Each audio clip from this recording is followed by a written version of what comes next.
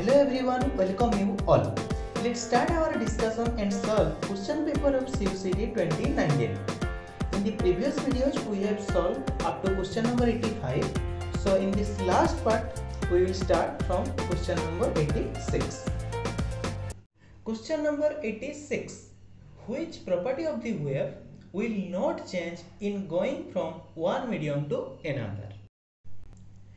Frequency of wave will not change in going from one medium to another because frequency is the property of source of wave. And we have a relation that frequency times wavelength equals to velocity of wave. So you can see frequency remains constant in going from one medium to another, but wavelength and velocity of wave change in going from one medium to another. So frequency equals to velocity by wavelength. Velocity and wavelength changes in a ratio that frequency of the wave remains same. So your correct option here is option A. Question number 87. Which one of the following is a valid solution of the differential equation? See, this is Laplace equation, that is del square psi equals to 0. So from option you can find that option B, that is psi equal to x square minus y square, is satisfying this equation, because if you calculate the second derivative, first derivative will be 2x, and for dy by dy it will be 2y, and second derivative it will be 2 minus 2, that will be 0. So this is your correct option. And you should remember here, any function that satisfies Laplace equations is known as harmonic function.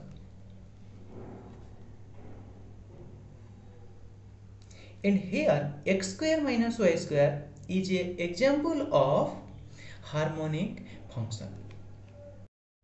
Question number 88.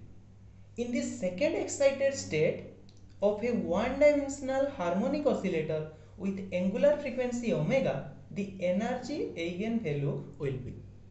For one-dimensional harmonic oscillator, we have energy eigenvalue En equals to n plus half h cot omega.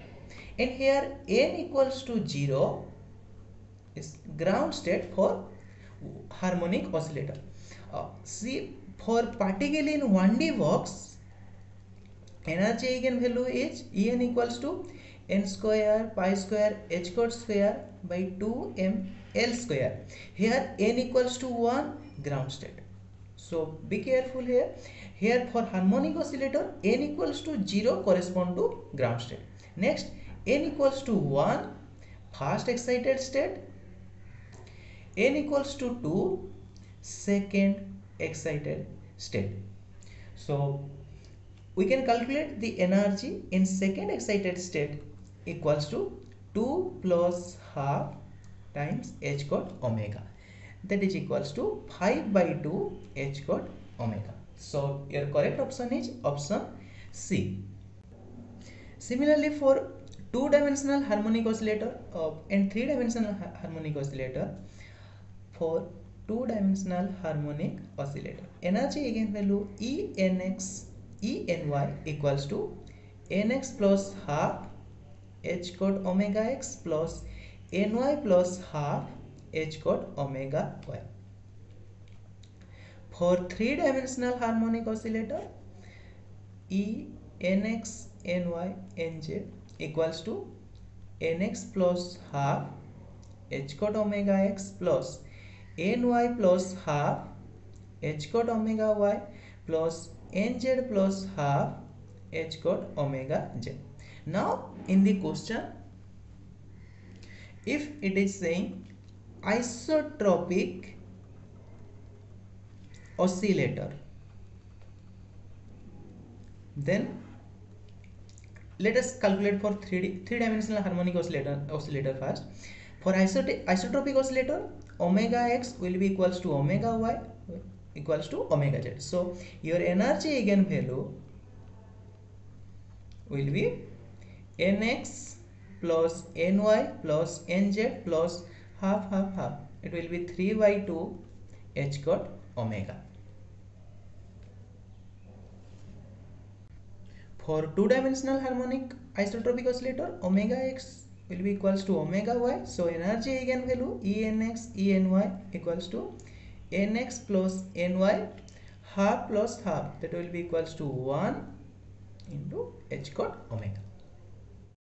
Question number 89. The eigenvalues of the matrix A are. See, it is a 2 cross 2 matrix. So you can find eigenvalues of this matrix by writing down the eigenvalue equation or characteristic equation, that is determinant of A minus lambda I equals to 0. A is the given matrix, lambda the eigenvalue we are assuming for it, and I is the 2 cross 2 identity matrix, that is 1 0 0 1.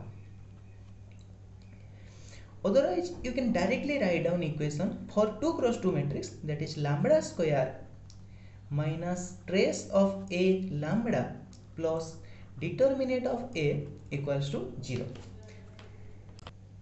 This is for 2 cross 2 matrix. For 3 cross 3 matrix, you can directly write down the eigenvalue equation as lambda square minus trace of A lambda square plus trace of adjoint A lambda minus determinant A equals to 0. So for this question we will use this equation for 2 cross 2 matrix, that is lambda square minus trace of A lambda plus determinant of A equals to 0.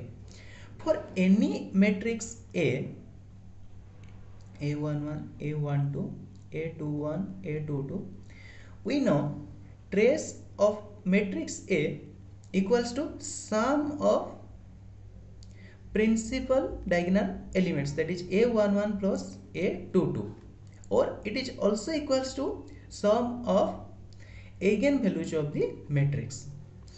And determinant of matrix A is defined as product of eigenvalues or A11 A22 minus A21 A12.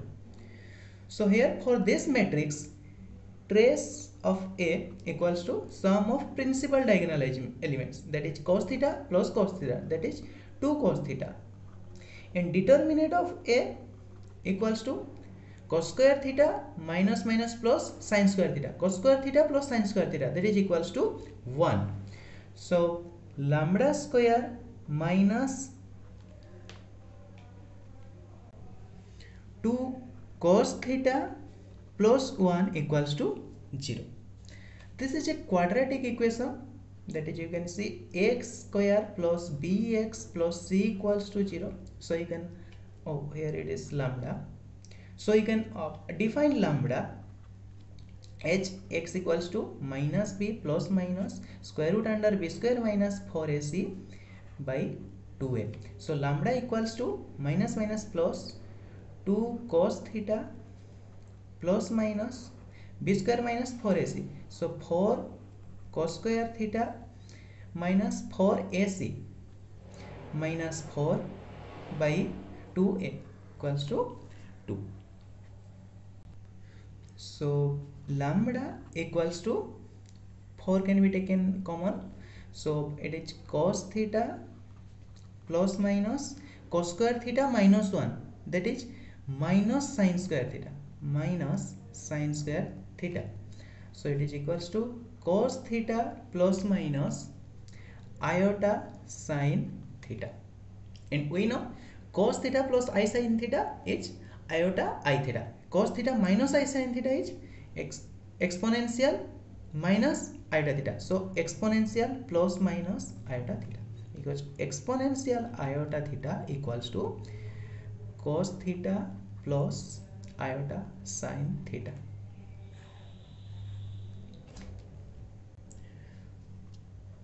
So your correct option is option A. There is a correction for 3 cross 3 matrix. this will be lambda cube minus trace A lambda square plus trace of adjoint A lambda minus determinant A equals to 0. So for 3 cross 3 matrix, eigenvalue equation is this. We know trace of A, that will be A11 plus A22 plus A33, and we can also calculate the determinant from this matrix. But let us see how to calculate this trace of adjoint A. So you have to calculate this value directly from this matrix. So trace of adjoint A equals to, eliminate first row first column, so then it will be A22 A33 minus A32 A23 plus eliminate second row second column, so it will be A11 A33 minus A31 A13 plus eliminate third row third column, so it is A11 A22 minus A21 A12. Question number 90. The sum of the residues at the poles of the complex function f of z is. Pole of a complex function is found by equating denominator to 0. So here when z minus 1 equals to 0, z equal to 1 is a pole, z equals to 2 is a pole, and z equals to 3 is a pole. And all these three poles are pole of order 1 or simple pole. And we know how to calculate the residues for this simple pole.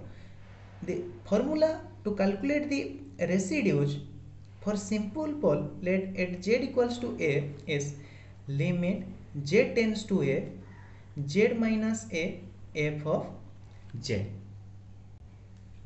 So let us calculate the residue for simple pole z equals to 1.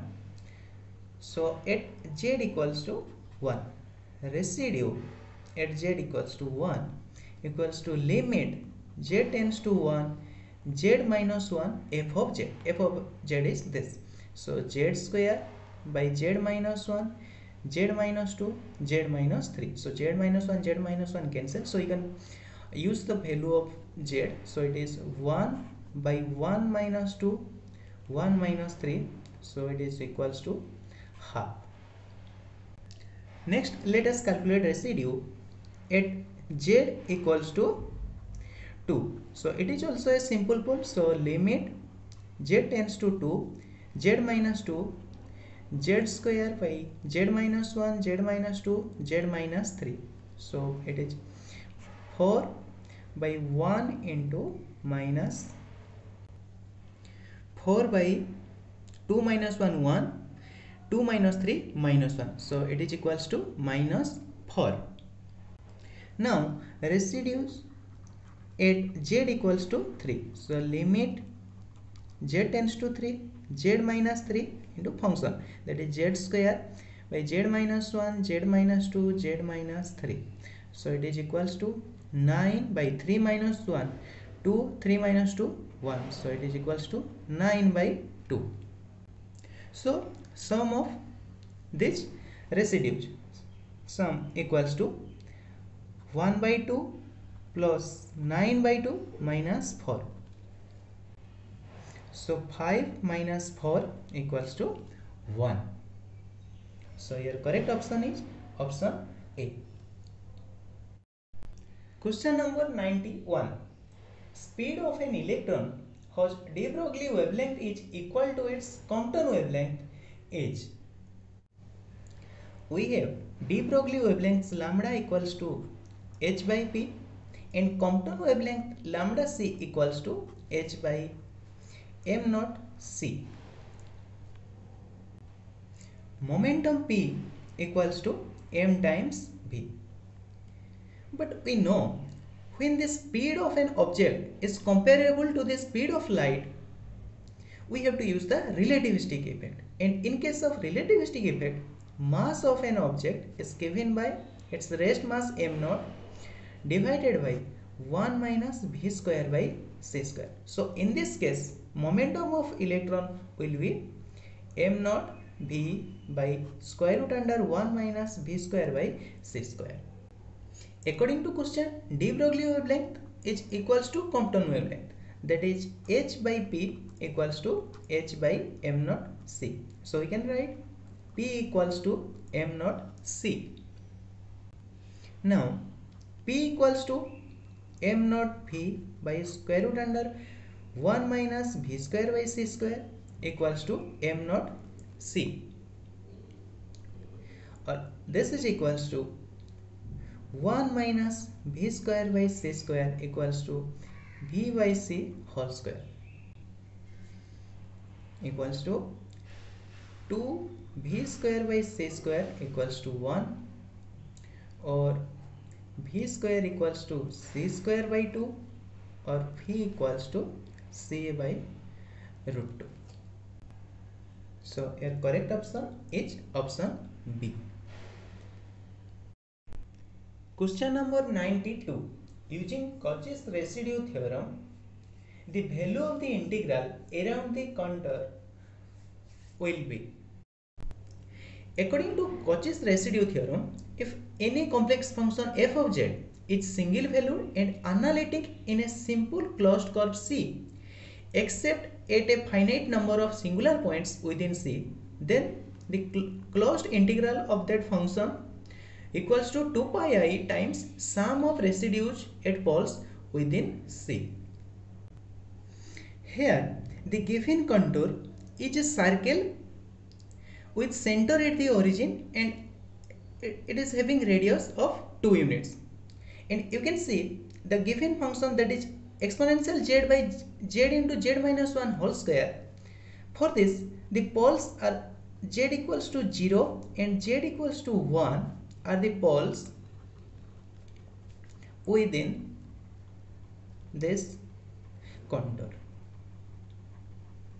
So to find this integral, we have to find 2 pi I times residue at pole z equals to 0 plus residue at z equals to 1.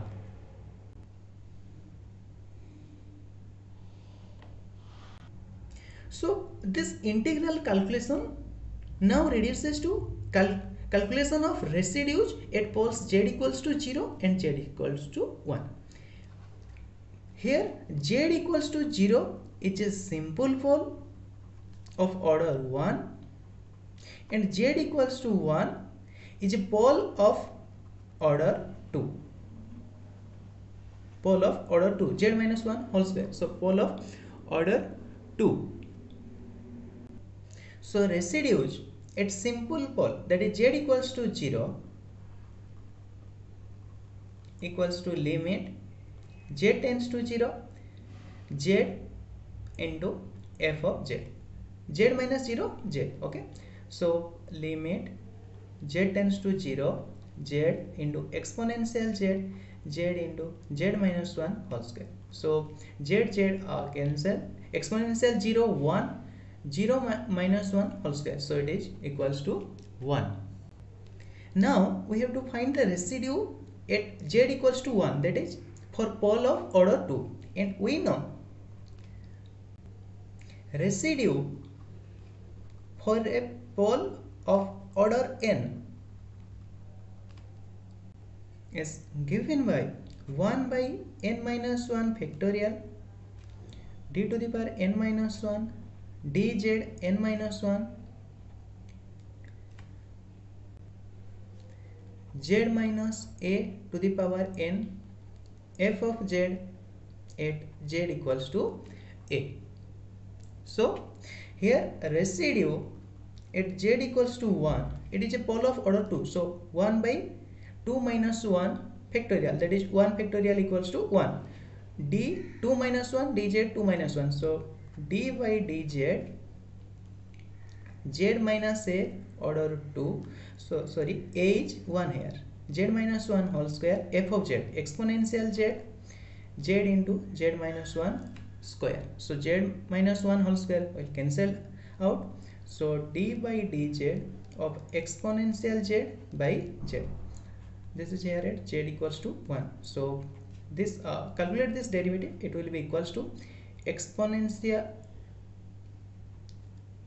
1 by z exponential z minus exponential z by z square. So this is equals to exponential 1 minus exponential 1. So 1 equals to 0. So now this integral equals to 2 pi I residue at z equal to 0, that is 1, plus residue at z equals to 1, that is 0. So it is equals to 2 pi I. So your correct option is option D. Question number 93. The value of m for which the function 2x minus x square plus my square will be harmonic is. We know if any function satisfies Laplace equation, then that will be harmonic function. So now taking the differentiation, that is del square phi del x square plus del square phi del y square equals to 0. So it will be minus 2 plus 2m equals to 0. So m equals to 1. So for m equals to 1, this function will be harmonic function. So your correct option is option B. Question number 94. A particle of mass m released from height h falls under gravity. Assuming that the resistance offered by the atmosphere is mkv square, where k is a constant and v is the speed of the particle, the terminal speed of the particle will be. When an object attains terminal velocity, the net force on the object will be 0, or there will be no acceleration. So let us use this concept and solve this problem. So when this particle is released from a height h, it falls downward under the effect of gravity. So there will be a gravitational force mg, and there is a resistance offered by the atmosphere, and the resistive force is mk v square. V is the speed of the particle. So now we can solve this problem using the equation of motion.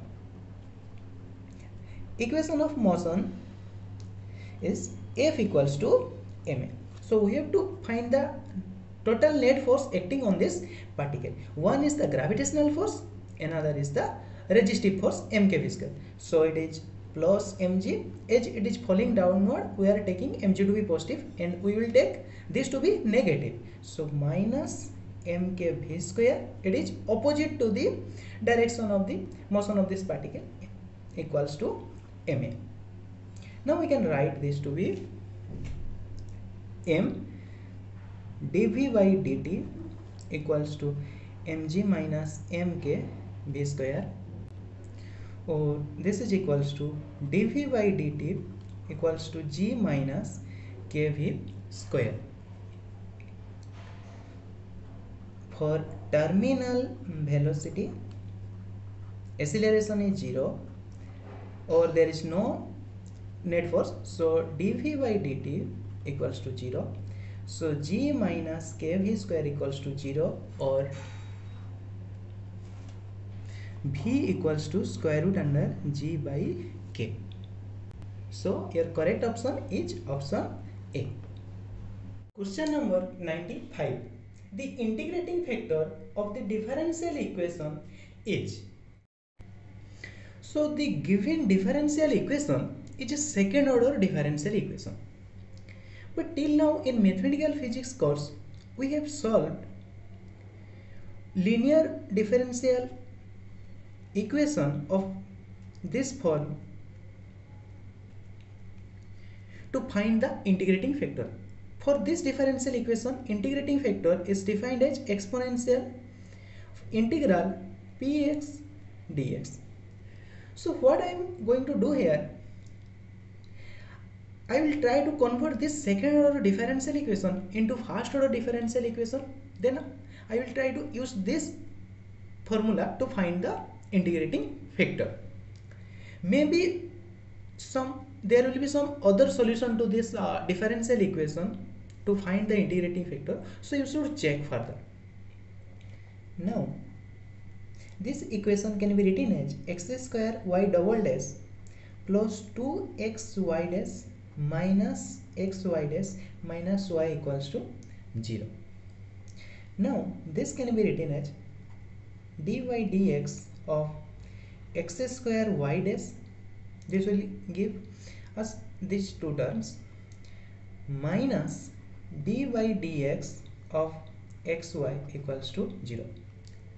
Now if we integrate this equation, it will give us x square y dash minus xy equals to c. Now y dash minus 1 by x, y equals to c by x square. Now we can see this first order differential equation has this form. So we can define here the integrating factor for this differential equation as exponential p of x. P of x is here minus 1 by x, so minus 1 by x dx. So this is equals to exponential minus ln x, or this is equals to exponential ln 1 by x, which is equals to 1 by x. So the integrating factor here is 1 by x. Question number 96. The solution to the differential equation are. With separation of variable, we can solve this differential equation. So from here, it is y plus 1 dy equals to minus x dx. Now taking integration on both sides, we will get y square by 2 plus y equals to minus x square by 2 plus c. So from here we can write x square by 2 plus y square by 2 plus y equals to c.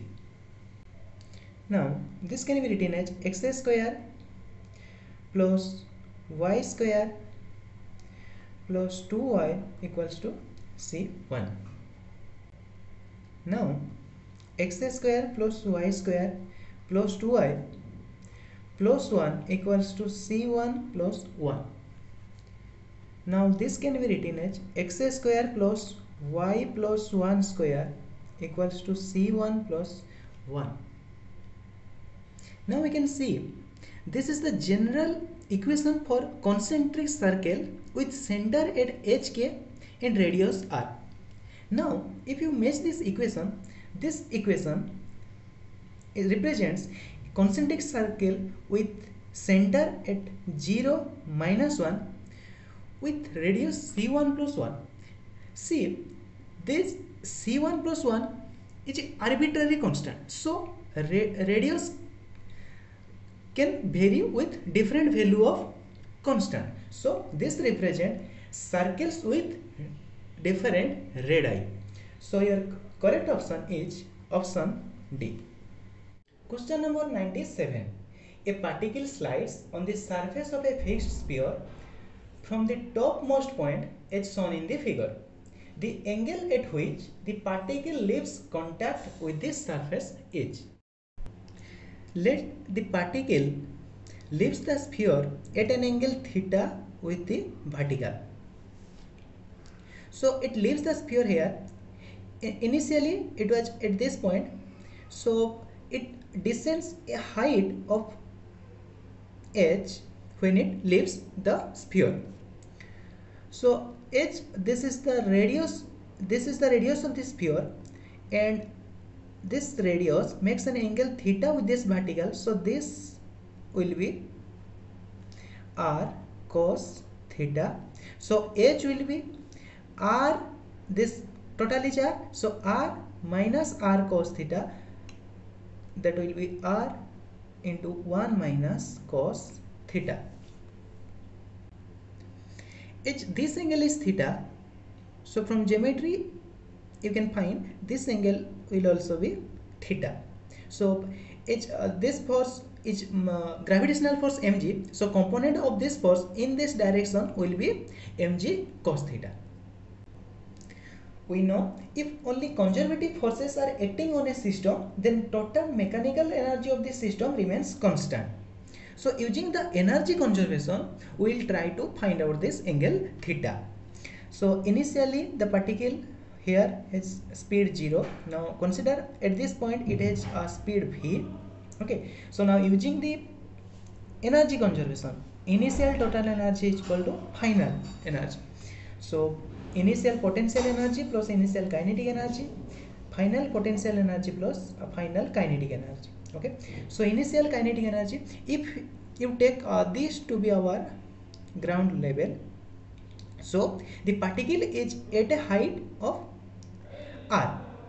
So potential energy will be mgr, kinetic energy at this point speed 0, so kinetic energy 0 equals to final potential energy. So now at this point particle is at height of r cos theta, so it will be mg r cos theta plus kinetic energy speed v, so half m v square. So half mv square equals to mgr 1 minus cos theta. Now from here v square equals to 2gr 1 minus cos theta. See, in this question it is asking about the angle at which the particle leaves the sphere. But solving in this way, you can also find the speed of the particle at this point. Once we find the angle theta, then we can define the speed of this particle at this point. Okay. Now, when it leaves the sphere, it's still rotating in circular motion. So the net force towards the center will be mv square by r, which will be equals to the component of this gravitational force. Mg has a component of mg cos theta towards the center, so which will be equals to mv square by r. So mg cos theta. So from here v square equals to gr cos theta. So this is equation 2, let this be 1. So now comparing equation 1 and 2, you can write 2 into 1 minus cos theta equals to cos theta, or from here 3 cos theta equals to 2, or cos theta equals to 2 by 3, or theta equals to cos inverse 2 by 3. So at this angle with the vertical, the particle leaves the sphere. Now using this angle theta, you can easily calculate the speed. V square equals to gr cos theta. Cos theta is 2 by 3. So speed at the point where particle leaves the sphere is square root under 2 by 3 gr. Okay. So here your correct option is option D, cos inverse 2 by 3. Question number 98. Which one of the following is a Hermitian matrix? For Hermitian matrix, A dagger equals to A. A dagger means transpose of conjugate of matrix A. And the property of Hermitian matrix is that principal diagonal elements of Hermitian matrix, principal elements of Hermitian matrix are real. So you can check options C and D are not possible because in those options principal diagonal elements are imaginary. Okay, so answer will be either A or B. So we will check by calculating this transpose of conjugate of A. Similar way, you should remember for a skew Hermitian matrix,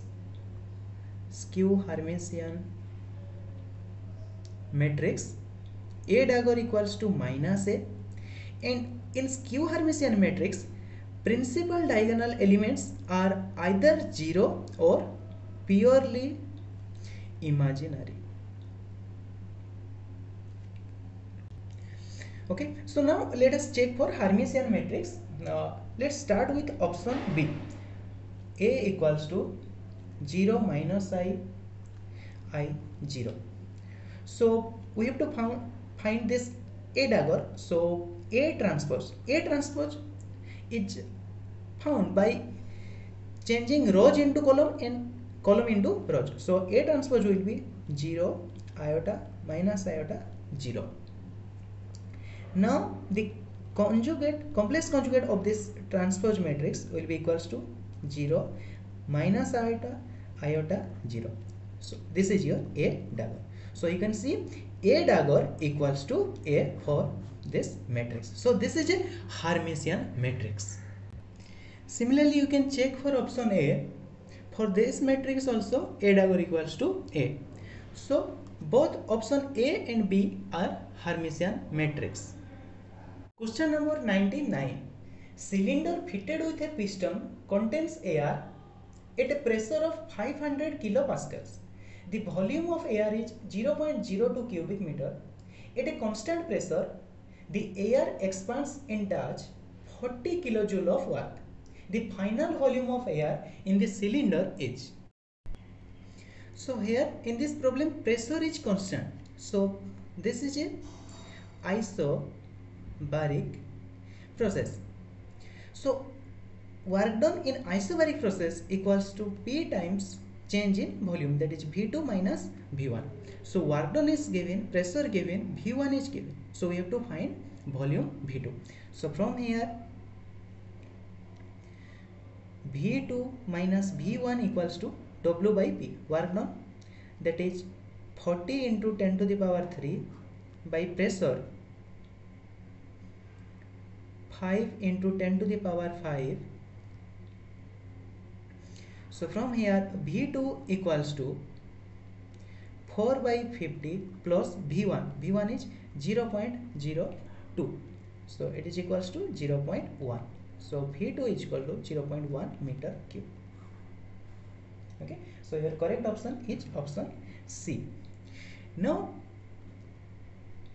you should remember the work done for other process, like for isothermal process, work done is nRT ln V2 by V1. For isochoric process, isothermal means temperature remains constant. Isochorics, volume remains constant. So as volume remains constant, work done in this process is 0. Next, adiabatic process. In this process, work done is defined as nR T1 minus T2 gamma minus 1, or this is equals to P1 V1 minus P2 V2 by gamma minus 1. Question number 100. The differential form of Gauss law in CGS unit is. We have differential form of Gauss law in SI unit is divergence of E equals to rho by epsilon naught. This is in SI unit system. But here we have to express this differential form in CGS unit. So you should remember to express the Maxwell equation from in CGS unit from SI unit. You have to remember some conversion. Like in CGS unit, epsilon will be replaced by 1 by 4 pi, mu naught will be replaced by 4 pi by c square, magnetic field B will be replaced by B by C. So using this 3 conversion, you can convert all the Maxwell equation in SI unit to CGS unit. So here divergence of E equals to rho, epsilon will be replaced by 1 by 4 pi. So it will be 4 pi or 4 pi rho. So this is your differential form of Gauss law in CGS unit. So your correct option is option C. So let us write all 4 Maxwell equation in CGS unit. First Maxwell equation in CGS unit, divergence of E equals to 4 pi rho. Second Maxwell equation, divergence B equals to 0. Now third Maxwell equation. So in CGS unit, B will be replaced by B by C. So curl E equals to minus 1 by C del P by del T. Now fourth, B will be replaced by B by C, mu naught will be replaced by 4 pi by C square, epsilon will be replaced by 1 by 4 pi. So it is curl B by C 4 pi by C square J plus 4 pi by C square 1 by 4 pi del E by del T. So you can cancel. So curl B equals to 4 pi by C J current density plus 1 by C del E by del T. We have completed up to question number 100. I hope this will definitely help you in preparation for your exam. So thanks for watching and all the best for your exam.